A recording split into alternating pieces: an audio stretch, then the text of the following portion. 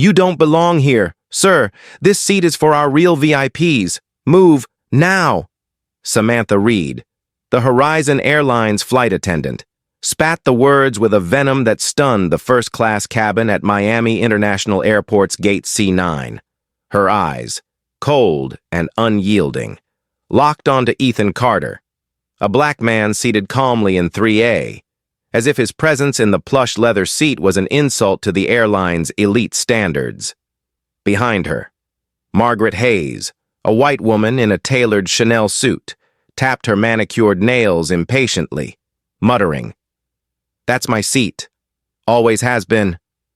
The words hit Ethan like a slap, but he didn't flinch.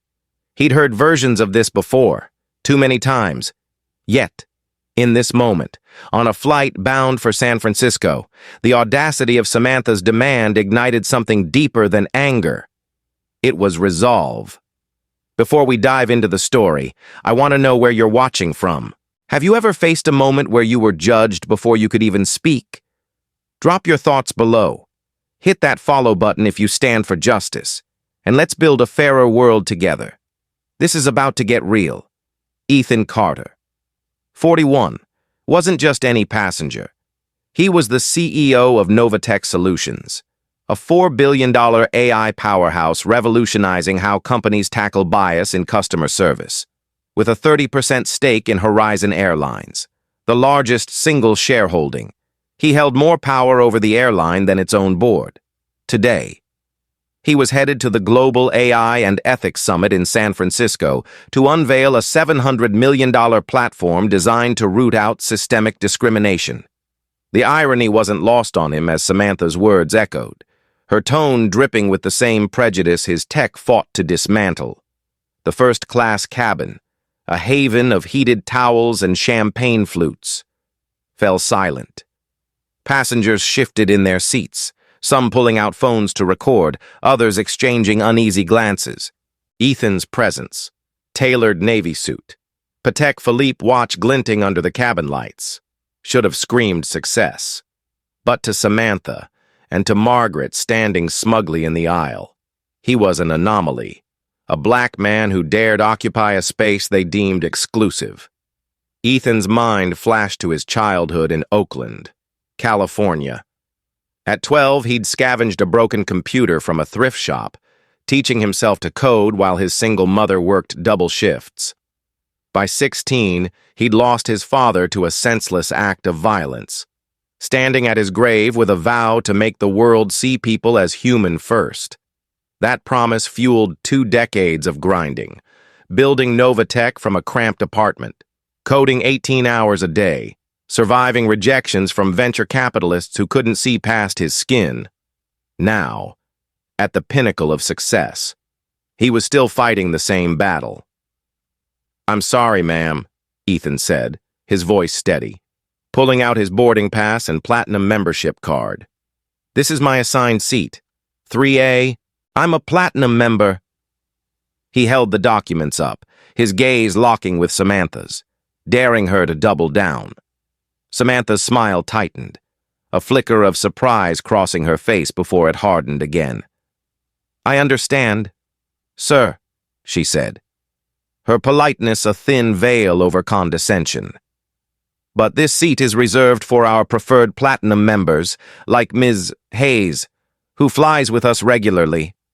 She gestured to Margaret, whose lips curled into a satisfied smirk. "We need you to move to another section." The implication was clear. Ethan's status didn't matter. His money, his achievements, his very existence in first class was less valid than Margaret's entitlement. Passengers nearby stirred, a young Latina woman across the aisle discreetly angling her phone to capture the exchange. Ethan felt the weight of their eyes, the cabin a microcosm of a world that too often judged him before knowing him. Margaret stepped closer, her voice carrying just enough to be heard. "I have a critical meeting in San Francisco," she said, checking her watch dramatically. "I always sit in 3A. This is ridiculous." Her words weren't just a complaint. They were a claim, a declaration that this space belonged to her kind, not Ethan's. Samantha nodded, emboldened. "Sir, we can make this easy," she said, leaning in slightly, her tone now edged with a threat. "Move to another seat, or we'll have to involve security." Ethan's jaw tightened, but his composure held. He'd faced worse. Boardrooms where his ideas were dismissed, investors who questioned his fit, even a tech conference where a white exec took credit for his algorithm. Each time, he'd turned pain into power. But today, the stakes felt bigger. This wasn't just about him. It was about every person who'd been told they didn't belong, whose dignity was trampled for the comfort of others. "I selected this seat for the legroom," Ethan said, his voice calm but firm. "I need to work during the flight. I'm not moving." 6 simple words, delivered without malice. But they landed like a gauntlet thrown. Samantha's face flushed, her eyes darting to Nathan Brooks, the customer service manager, who'd been watching from the galley. Nathan, a former Marine with a rigid posture and a buzz cut, strode over, his presence commanding attention. "Is there a problem here?" he asked, his tone implying Ethan was the issue, not the airline's bias. "No problem," Ethan replied, holding up his boarding pass again. "Just a misunderstanding. This is my seat." "Confirmed." Nathan's eyes narrowed, assessing Ethan as if he were a trespasser. "Sir," he said, his voice low but laced with authority, "we accommodate our VIPs based on their preferences. Ms. Hayes is a valued customer. You'd be more comfortable in another section." The word comfortable was a lie, a coded way of saying Ethan's presence disrupted their order. Ethan's heart pounded, not with fear but with clarity. He knew this moment was pivotal. Horizon Airlines wasn't just any carrier. It was one he partially owned, one that was courting a $75 million contract with Novatech to overhaul its outdated booking systems. They had no idea who they were challenging. Before Ethan could respond, Captain Daniel Foster emerged from the cockpit, his weathered face set in a professional mask. "What's the holdup?" he asked, glancing at Samantha and Nathan. Samantha quickly briefed him, framing Ethan as uncooperative.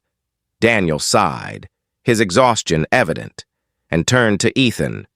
"Sir, my crew has the authority to reassign seats for passenger comfort. Let's resolve this quickly." Ethan's eyes met Daniel's, searching for a flicker of fairness. He found none. "Captain," he said, his voice steady, "I'm in my assigned seat with a valid ticket. There's no policy requiring me to move for another passenger's preference." Nathan's patience snapped. "You're making this harder than it needs to be," he said, his voice rising just enough to draw more attention. "Move, or we call security. Your choice." The cabin was now a stage, every passenger a witness. Ethan reached for his phone, opening the camera app with deliberate calm. "I'm documenting this," he said, his voice clear. "For the record, I'm being asked to leave my seat because another passenger wants it." Samantha's face paled, but Nathan smirked, undeterred. "Go ahead, record," he said. "It won't change anything." What he didn't know, what none of them knew, was that a passenger's phone had already captured Margaret slipping $300 to Samantha, a bribe to ensure her usual seat. That video, now uploading to social media, would soon reach 10 million views, sparking a firestorm that would cost Horizon $5 billion in market value. Ethan's mind raced, not with panic, but with strategy. He thought of his mother, who'd worked nights to keep their lights on, telling him, "Never let them dim your shine." He thought of the countless others who'd faced this same humiliation without his resources. As security officers approached, their heavy footsteps echoing, Ethan knew this wasn't the end. It was the beginning. The cabin was a crucible of tension so thick it seemed to mute the hum of the plane's systems idling outside. Passengers, some clutching phones to record, Others frozen in their plush seats, watched as Ethan, still seated in 3A, held his ground. Samantha Reed's venomous command, "You don't belong here," lingered in the air, sharpened by Margaret Hayes's smug nod, Nathan Brooks's rigid glare, and Captain Daniel Foster's reluctant compliance. Ethan's phone, propped discreetly on his tablet, captured every word, every glance. But the footage wasn't his only weapon. As the CEO of Novatech Solutions, with a controlling stake in Horizon, he held a power these crew members couldn't fathom. This wasn't just about a seating dispute. It was a betrayal of the values he'd built his life around. Ethan's eyes met the approaching security officers, two men in crisp Navy uniforms, their faces set in practiced neutrality. He recognized the older one, Officer Miguel Alvarez, from a brief encounter earlier when Ethan had helped an elderly woman with her luggage at check-in. Miguel's gaze flickered with unease, as if sensing the situation was off. "Sir," Miguel said, his voice low, "we've been asked to escort you off the aircraft." Ethan nodded once, his composure unshaken. "I understand," he said, his tone calm but deliberate. "But I'd like to clarify why. I'm in my assigned seat, 3A, with a valid boarding pass and platinum status. Can you tell me what policy I'm violating?"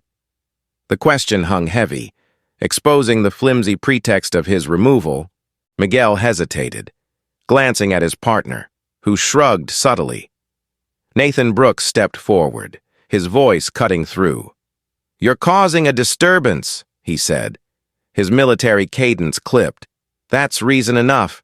Let's go." Ethan's jaw tightened, but his eyes stayed steady. He thought of his father, gunned down in Oakland when Ethan was 16, and the promise he'd made at his grave to make the world see people as human first. That vow had carried him through Stanford, through rejections from investors who couldn't see past his skin, through nights coding in a freezing apartment to build Novatech. Now, facing the same prejudice he'd fought his whole life, Ethan felt a fire ignite, not anger, but purpose. "I'm not causing a disturbance," Ethan said, his voice clear, each word measured for the recording. "I'm being asked to move because another passenger prefers my seat. That's the truth. And it's being documented." He gestured to his phone, then to the Latina woman across the aisle, whose camera was still rolling. Her eyes met his, a silent nod of solidarity. Samantha's face flushed, her hands trembling slightly as she glanced at Margaret, who stood in the aisle, her Chanel bag clutched like a shield. "This is absurd," Margaret huffed, loud enough for the cabin to hear. "I have a board meeting in San Francisco. I need that seat." Her entitlement was a performance, but it was the $300 she'd slipped to Samantha, caught on video, that would soon unravel everything. Captain Daniel Foster, his weathered face etched with fatigue, stepped closer. "Sir," he said, his tone softer but firm, "my crew's decisions are final for passenger comfort. Please comply, or we'll have no choice." His words carried the weight of a man who'd navigated storms but avoided moral ones, and Ethan saw it. A flicker of doubt in Daniel's eyes, quickly buried. Ethan's heart pounded, not with fear, but with clarity. He thought of his mother, who'd worked double shifts to keep their Oakland home, telling him, "They'll try to break you, but you bend, never break." He thought of the countless others, Black, Latino, Muslim, who'd faced this same indignity without a platform.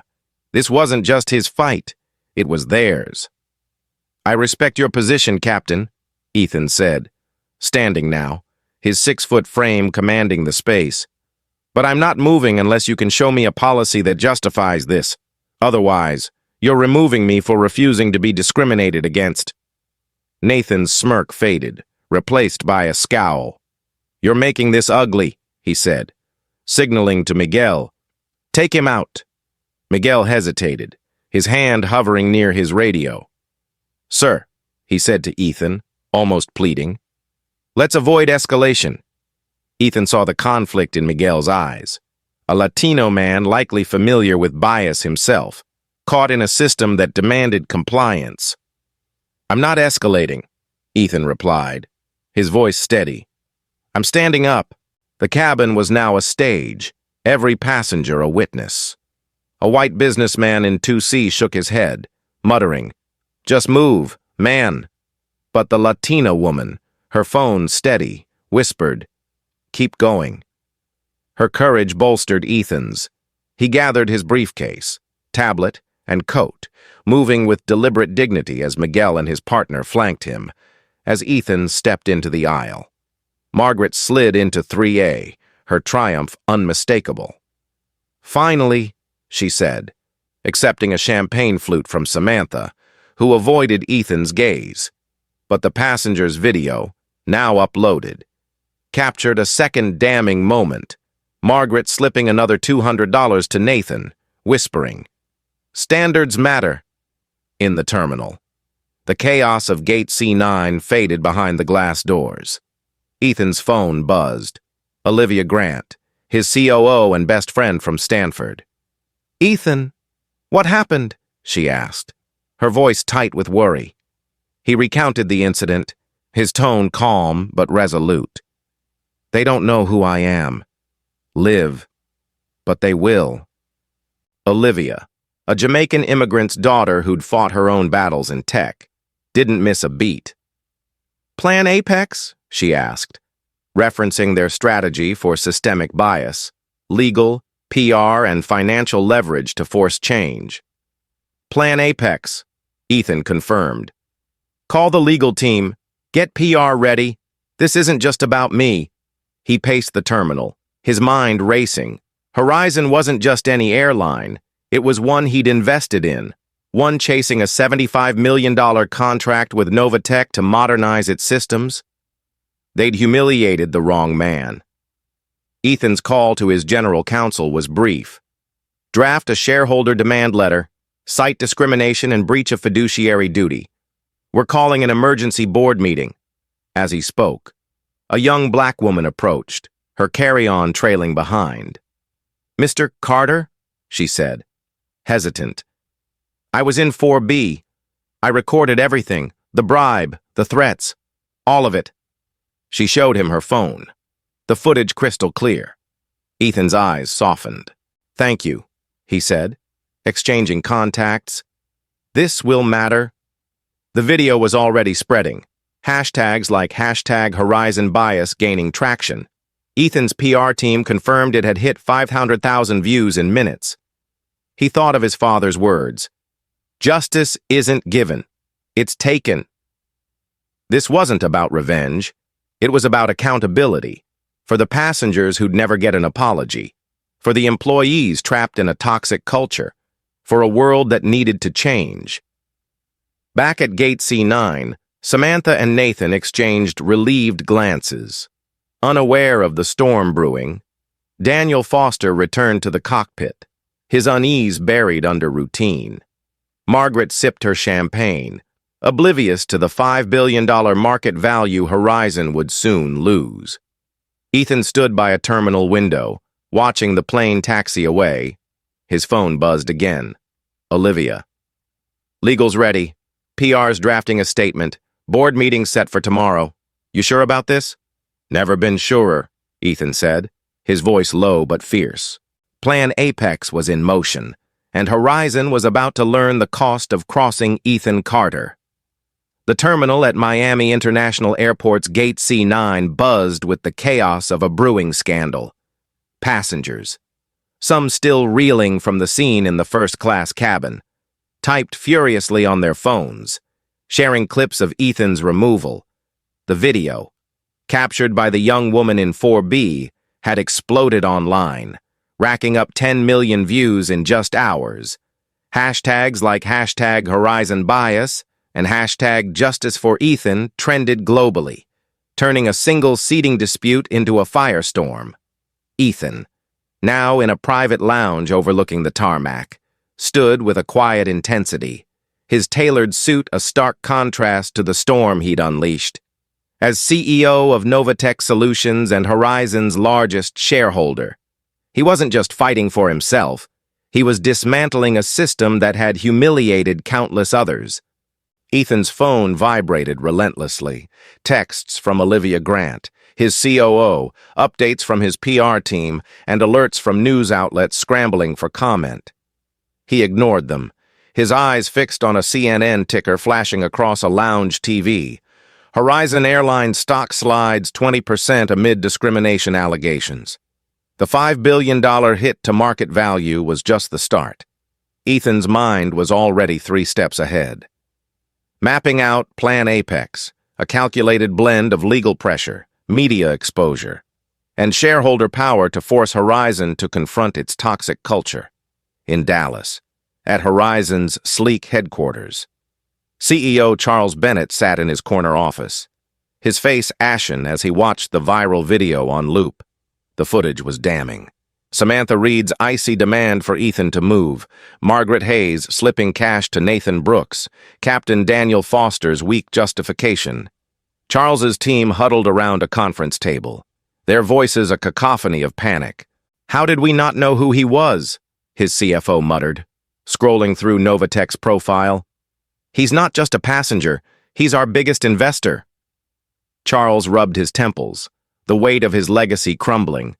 He'd inherited Horizon from his father, a titan of aviation, but his tenure had been marked by cost-cutting and denial of systemic issues.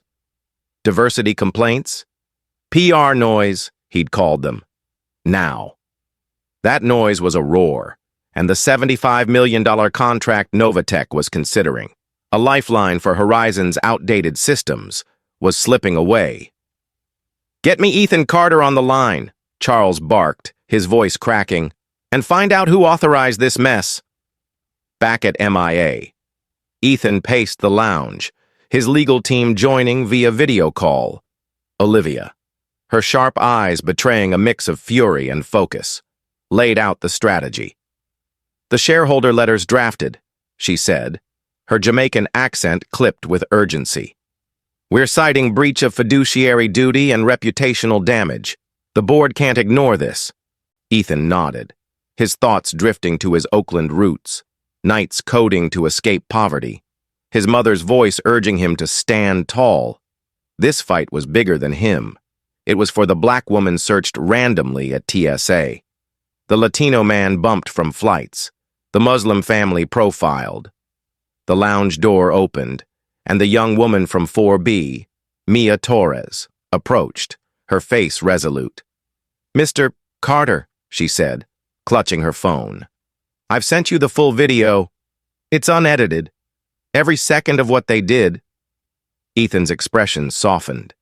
Mia, a 25-year-old law student, had followed him off the plane, unable to stay silent. "I've been through this too," she admitted, her voice trembling. "Not first class, but, they make you feel invisible." Ethan met her gaze, seeing his younger self in her defiance. "You're not invisible," he said. "Thank you. Mia, this will change things." Her video was the spark, but social media was the gasoline. Clips of Samantha's condescension, Nathan's threats, and Margaret's bribes spread like wildfire. Celebrities amplified the story, and news anchors dissected it. A black flight attendant, recently fired from Horizon, posted her own account. "They trained us to prioritize certain passengers. I quit when I couldn't take it anymore." Passengers at Gate C9 began sharing their stories. A Latino businessman denied upgrades. An Asian woman interrogated over her carry-on. The terminal became a chorus of voices, each one fueling the reckoning. In the first-class cabin, now taxiing to the runway, Samantha Reed served champagne with shaking hands. Her earlier confidence shattered. She'd seen the video trending on her phone, her face plastered across X with captions like, "Airline Karen's accomplice." As a single mother, she'd justified bending rules for tips to pay for her daughter Lily's school. Now. Guilt gnawed at her, the memory of Ethan's steady gaze haunting.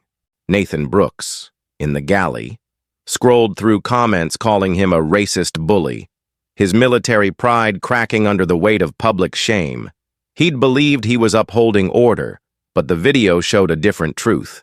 Captain Daniel Foster, back in the cockpit, gripped the controls tighter than necessary.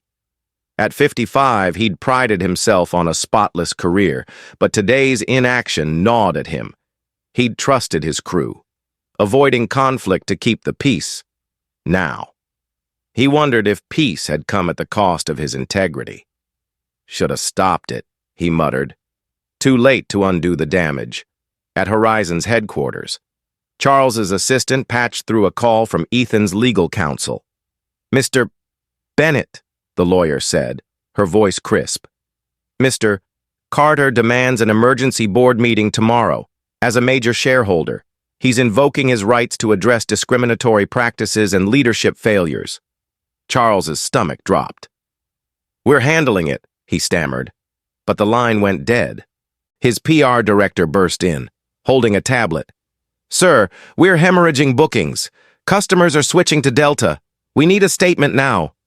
Charles watched the stock ticker plummet another 3%, each dip a blow to his legacy. He thought of his father's mantra: keep the planes flying, no matter what. But this wasn't a mechanical failure. It was a moral one. And Charles had ignored the warning signs for too long. Ethan, now joined by Mia in the lounge, reviewed the video frame by frame. "Look," Mia pointed out, pausing on Margaret's second bribe to Nathan. She said, "Standards matter." It's clear what she meant. Ethan's jaw clenched, but his voice stayed even. "It's not just her, it's the culture Horizon let fester." He called Olivia. "Liv, get the dossier ready. Every email, every complaint, every stat on their bias. We're not just calling a meeting, we're rewriting their future." Olivia, working from Novatech's Miami office, pulled up the evidence. Charles's emails dismissing diversity as costly fluff, data showing black passengers faced 4x more random checks, and 12 whistleblower accounts from former employees. "This is airtight," she said. "But Ethan, this'll tank their stock further. You ready for the fallout?" "I'm ready," Ethan said, his voice a quiet thunder. He thought of his father's grave, the promise he'd made at 16. This wasn't about revenge. It was about justice. For Mia. For the passengers sharing their pain online. For a world that needed to change. Outside. Gate C9 was a circus. Reporters swarmed. Passengers chanted, "Fair skies now." And a small group held signs. "No bias in the air." The terminal screens flickered with breaking news. Horizon Airlines faces boycott as discrimination video goes viral. Ethan stepped to the lounge window, watching the chaos unfold. His phone buzzed, a text from Mia. "Just hit 15 million views." The stage was set, Plan Apex was rolling, and Horizon's reckoning was just beginning. The private lounge at Miami International Airport's Gate C9 had become Ethan Carter's war room. The hum of the terminal outside, reporters clamoring, passengers chanting, "Fair skies now," faded as Ethan stood before a video screen, his legal team's faces projected from Novatech's Miami office. Olivia Grant, his COO, held up a dossier thick with evidence, emails, whistleblower accounts, and data exposing Horizon's systemic bias. Ethan's tailored suit was unrumpled, his eyes steady, but inside, a fire burned, not just for the humiliation he'd endured in Seat 3A, but for every person who'd been made to feel less than human by Horizon's culture. As CEO of Novatech Solutions, he was ready to wield his power to force change. In Dallas, Horizon's headquarters was a hive of panic. The boardroom, with its mahogany table and floor-to-ceiling windows, felt more like a bunker as executives scrambled to contain the crisis. CEO Charles Bennett, his silver hair disheveled, stared at a monitor replaying the viral video, now at 15 million views. showing Samantha Reed's cold demand, Margaret Hayes's bribe, and Nathan Brooks's threats. The stock ticker on another screen bled red, down 20%. A $5 billion gut punch.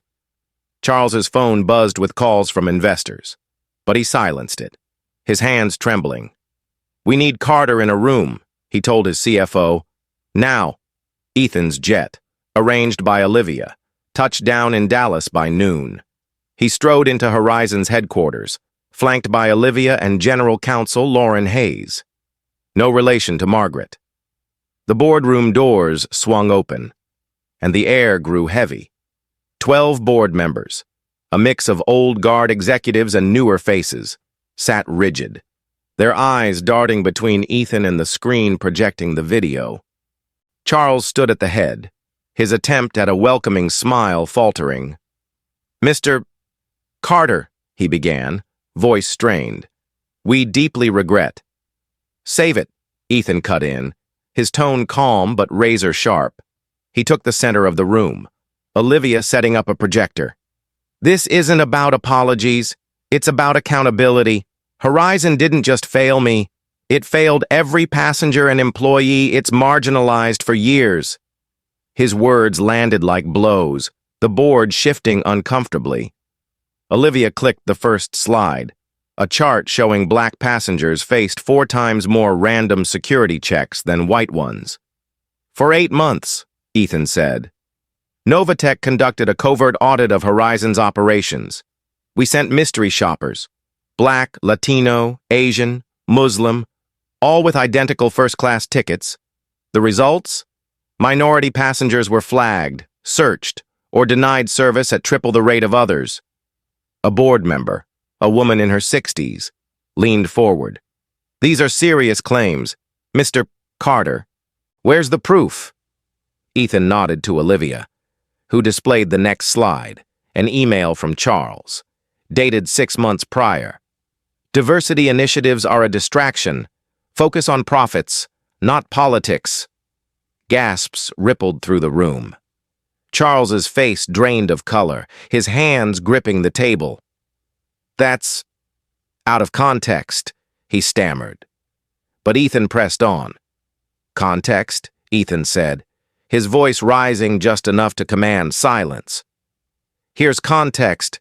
Your gate agents, like Samantha Reed, were trained to prioritize passengers like Margaret Hayes. Your supervisors, like Nathan Brooks, enforced policies targeting people like me. Your culture, Mr. Bennett, told your staff that black men don't belong in first class." Another slide. Testimony from a former Horizon flight attendant.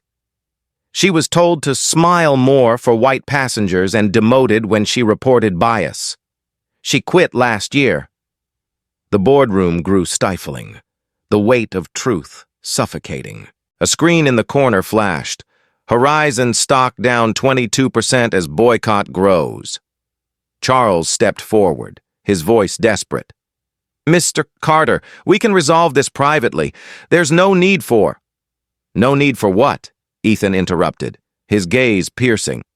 "For the world to know. It's too late. Your passengers are speaking, your employees are speaking, and the market's listening."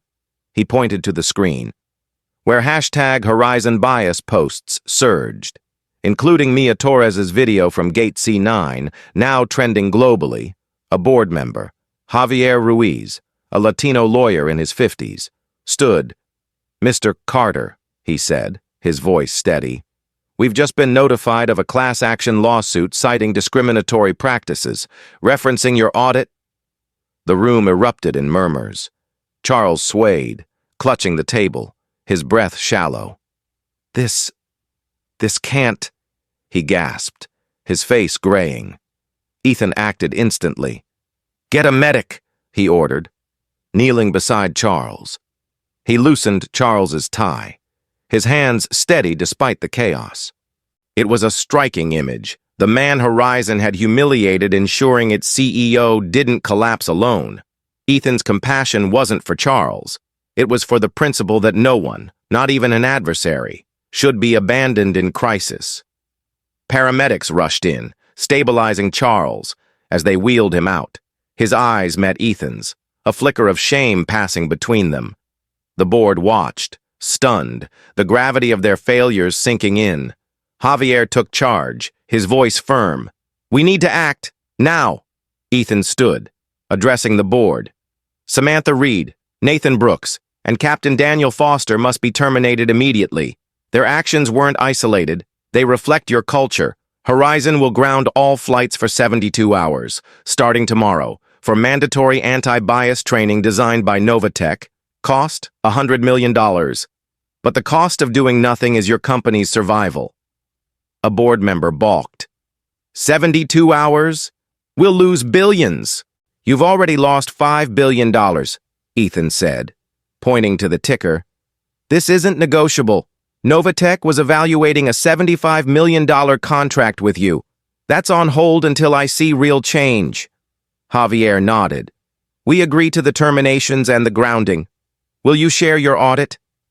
"I will," Ethan said, handing Olivia's dossier to Javier. "But change isn't reports, it's action. Rebuild your culture, or I'll pull my investment." The threat hung heavy. Ethan's stake could tank Horizon if sold. Back at MIA, Samantha, Nathan, and Daniel were summoned to a sterile conference room. The HR director, flanked by security, played the viral video. "Your employment is terminated," she said, sliding severance papers across the table. Samantha's hands shook, tears welling as she thought of Lily. Nathan's face hardened, but his eyes betrayed fear. Daniel closed his eyes, his career ending in disgrace.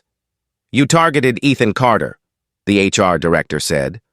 "Novatech's CEO, our biggest shareholder."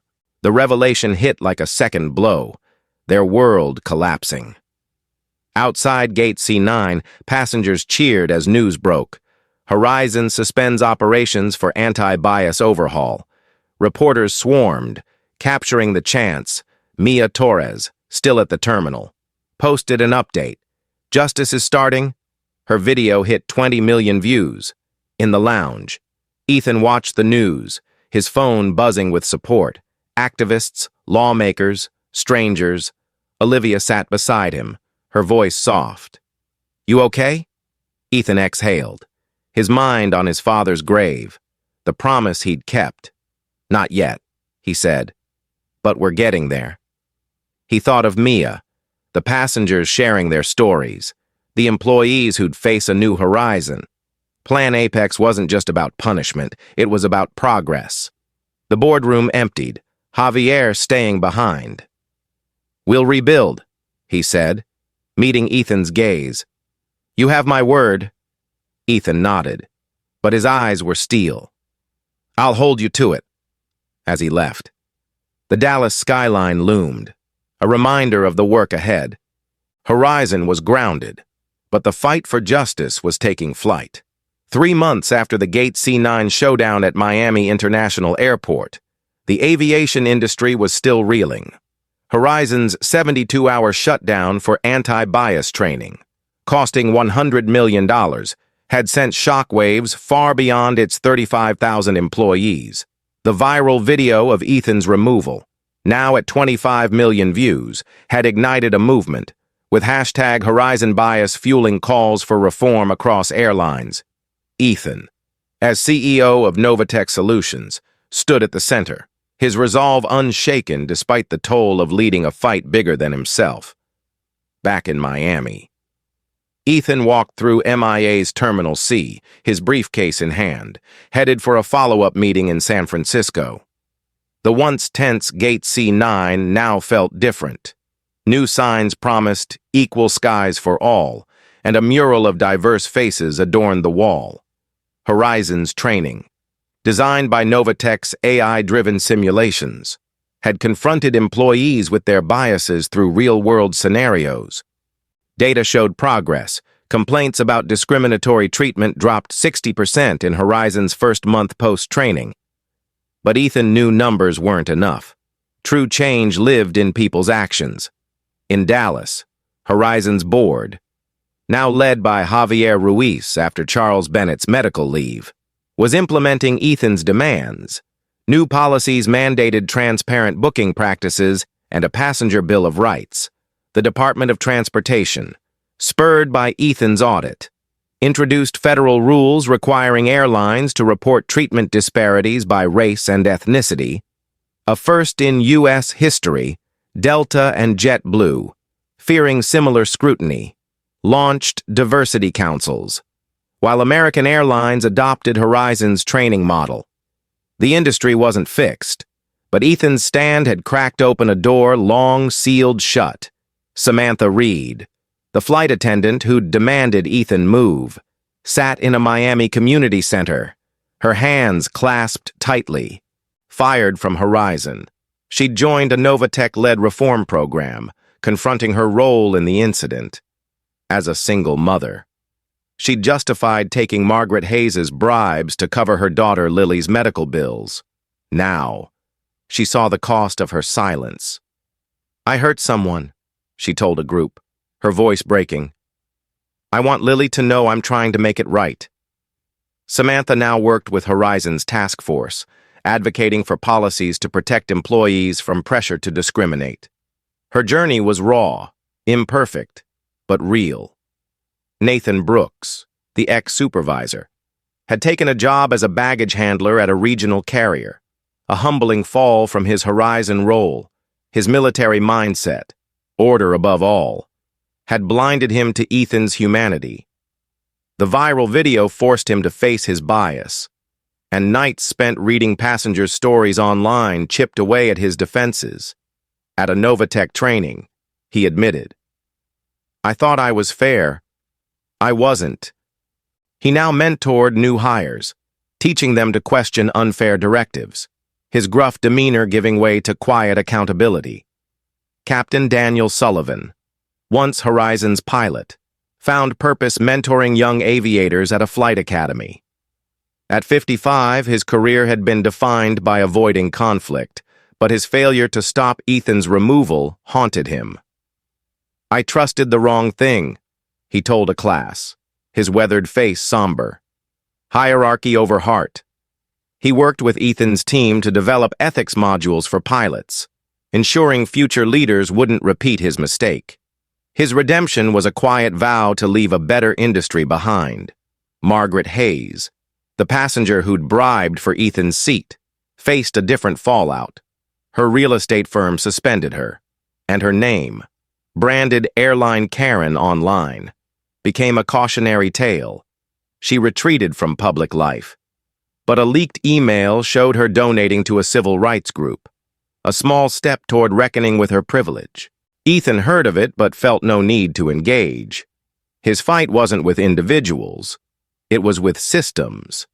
In San Francisco, Ethan prepared for his keynote at the AI and Ethics Summit, where he'd unveil Novatech's $700 million platform to combat bias. The auditorium buzzed with tech leaders, but Ethan's mind was elsewhere, on his Oakland childhood, coding to escape poverty, and his father's grave, where he'd promised justice. The weight of leadership pressed on him, a quiet fatigue beneath his polished exterior. Olivia Grant, his COO, noticed, slipping him a note before he took the stage. "You're not alone." Ethan's speech was electric, weaving his Horizon experience into a call for systemic change. "Technology can expose bias," he said, "but only people can dismantle it." The audience rose, applauding, but Ethan's eyes scanned for the young faces, black, brown, Asian, knowing they'd carry the torch. Backstage, a Latina student approached, her voice shy. "I'm studying AI because of you," she said. Ethan smiled, his heart lifting. "Keep pushing," he told her. "The path's clearer now." At Horizon's Miami hub, employees gathered for a town hall. Javier Ruiz, the new CEO, credited Ethan's audit for exposing truths they'd ignored. "We're not just rebuilding," he said. "We're redefining." Horizon's stock had stabilized, but recovery would take years. Passengers noticed changes. Gate agents greeted everyone equally, and minority travelers reported fairer treatment. A black businessman at Gate C9 told a reporter, "It feels different now, like they see me." Ethan boarded a Horizon flight for New York, deliberately choosing the airline to test its progress. The crew, led by a black woman who'd once challenged Horizon's bias, welcomed him warmly. As he settled into his seat, not 3A, but one he'd chosen for the window view, Ethan glanced at his phone. A message from Mia Torres. The passenger who'd recorded the video read, "You changed everything." He looked out at MIA's tarmac, the planes gleaming under the sun. The industry was shifting, but Ethan knew change was fragile. He thought of his mother, who'd told him, "Justice is a marathon, not a sprint." The fight wasn't over. Horizon, and others, would be held accountable. But for now, the ripples of Gate C9 were spreading, touching lives he'd never meet. Samantha, Nathan, and Daniel, each in their own way, were rebuilding, their stories proof that accountability could spark growth. Margaret's donation, though small, hinted at a crack in her armor. Horizon's new policies, backed by law, set a standard others couldn't ignore. Ethan's vision, a world where no one was told they didn't belong, was taking root, one hard-won step at a time. 9 months after the firestorm at Miami International Airport's Gate C9, Horizon Airlines soared again. Its first post-reform flight landing at Miami International Airport under a sky streaked with dawn's promise, the terminal. Once a battleground of bias, now pulsed with hope.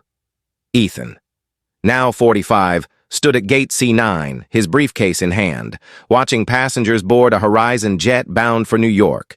As CEO of Novatech Solutions, he'd turned a personal injustice into a movement, reshaping an industry. Yet, as he prepared to board, his thoughts were on the future, on ensuring the change he'd fought for would endure. The gate area had transformed. Vibrant murals celebrated diversity. A quiet reflection room welcomed all faiths, and signs in Spanish, Creole, and Arabic promised equal treatment. Horizon's relaunch, after a $100 million, 72-hour grounding for Novatech's anti-bias training, had been a gamble that paid off. Passenger numbers climbed 15% above pre-crisis levels, and employee satisfaction hit record highs. The viral video of Ethan's removal, now at 30 million views, had faded from headlines. But its impact lingered, etched into policies and hearts. Ethan's influence stretched far beyond Horizon. The Department of Transportation's new rules, inspired by his audit, mandated bias reporting across airlines, forcing Delta, United, and others to overhaul their practices. JetBlue adopted Horizon's Passenger Bill of Rights. While American Airlines partnered with Novatech for training, the industry wasn't perfect. Change never is. But Ethan's stand had set a benchmark, a beacon for what fairness could look like at 3,000 feet. Samantha Reed, once the flight attendant who'd demanded Ethan move, now worked as a trainer for Horizon's reform program. Her journey from shame to redemption had been grueling. As a single mother, she'd taken Margaret Hayes's bribes to afford her daughter Lily's asthma treatments. Now, she taught employees to resist such pressures, her voice steady as she shared her story at a Miami training session. "I made a choice that hurt someone," she said, meeting trainees' eyes. "Don't let fear make your choices." Lily, now 11, sat in the back, her pride in her mother a quiet victory. Nathan Brooks, the former supervisor, had found a new path as a gate agent at a smaller carrier. His military rigidity had once fueled his bias, but the viral video and months of soul-searching cracked his defenses. At a Novatech workshop, he'd confessed, "I didn't see Ethan Carter as a person, just a problem." Now, he mentored young staff, urging them to challenge unfair orders. His transformation was slow, marked by late-night ex-posts reading passengers' stories. but it was real. A testament to accountability's power. Captain Daniel Sullivan, nearing retirement, had traded his pilot's wings for a role at a flight academy, teaching ethics to cadets. His failure to intervene at Gate C9 had cost him his career, but it awakened a deeper purpose. "I chose silence over courage," he told students, his voice heavy. "Don't make my mistake." He collaborated with Ethan's team, crafting scenarios that forced pilots to confront bias head-on. His work, though unglamorous, was his way of honoring the man he'd wronged. Margaret Hayes, the passenger who'd bribed for Ethan's seat, remained a shadow in the story. Her real estate firm had severed ties, and her Airline Karen moniker stuck online. Yet, a quiet act, a $1,000 donation to a racial justice nonprofit, hinted at introspection. Ethan learned of it through Javier Ruiz, Horizon's new CEO, but felt no need to reach out. His fight was systemic, not personal, and Margaret's reckoning was her own to navigate. In New York, Ethan was headed to a UN panel on corporate accountability. His $700 million AI platform, now a global model for equity, Novatech thrived, its mission woven into every line of code. But Ethan carried a quiet fatigue, the cost of leading a fight that never truly ended. He thought of his mother, who'd worked nights in Oakland to give him a chance, and his father, whose death at Ethan's 16th birthday had sparked his vow for justice. Their strength lived in him, a steady pulse beneath the weight of leadership.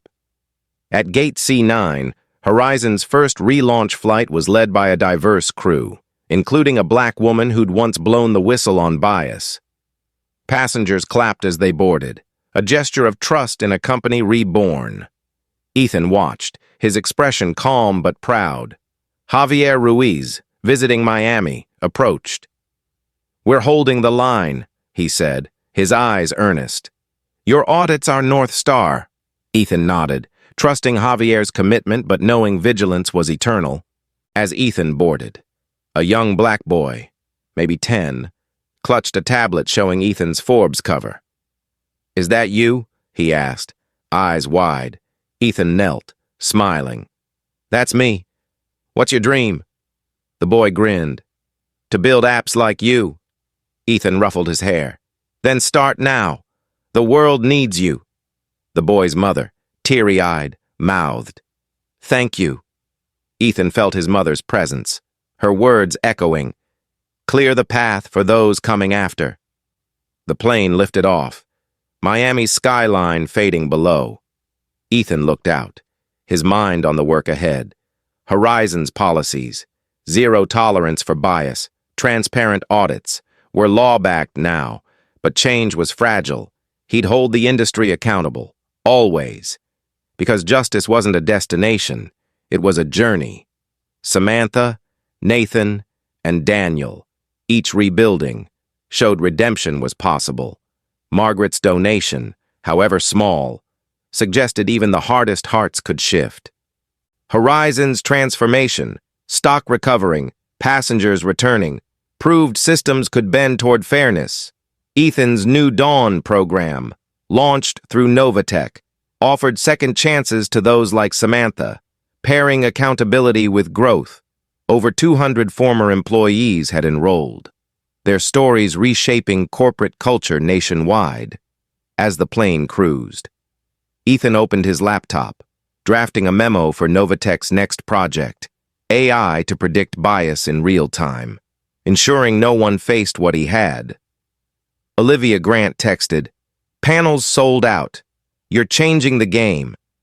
Ethan smiled, but his heart stayed with the boy at Gate C9, with Mia Torres, whose video had sparked it all, with every passenger who'd shared their pain. The fight wasn't over, but Ethan saw the roots of change, fragile, yet growing.